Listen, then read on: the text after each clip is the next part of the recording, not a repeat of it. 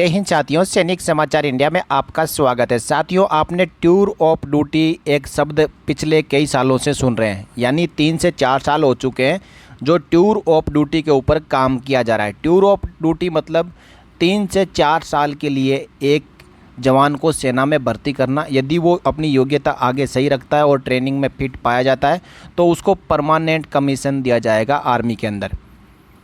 इसके ऊपर अब पिछले 2-3 महीने से जो रूपरेखा, यानी इसके ऊपर ड्राफ्ट और इसके ऊपर पॉलिसी और अन्य जो इसके भर्ती के नियम है उसके ऊपर काम चल रहा है और अब एक इसके ऊपर बहुत बड़ी खबर निकल के आ रही है।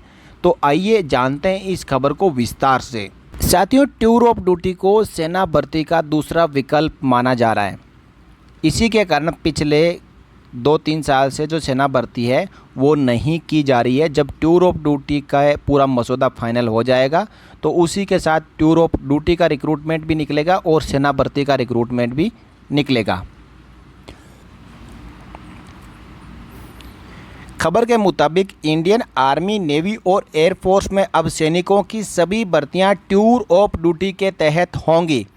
सूत्रों के मुताबिक इसकी रूपरेखा फाइनल कर ली गई है। इसी महीने इसका ऐलान करने की तैयारी है।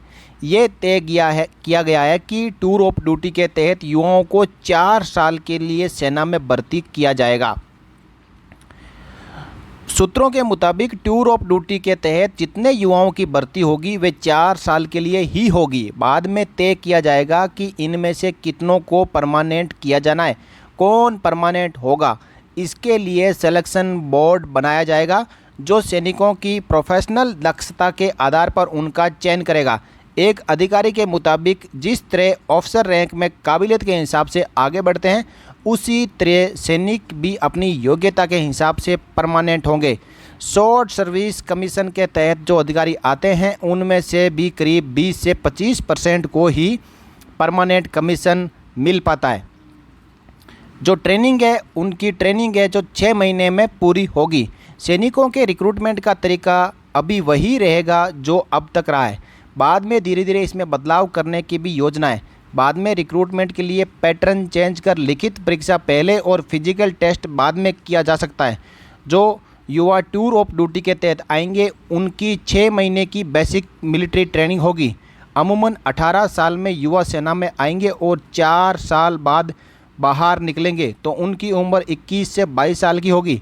सेना से निकलकर ये युवा दूसरा रोजगार कर सकें, इसलिए 4 साल की सर्विस के दौरान ही इन्हें प्रोफेशनल डिग्री और डिप्लोमा कोर्स भी कराए जाएंगे।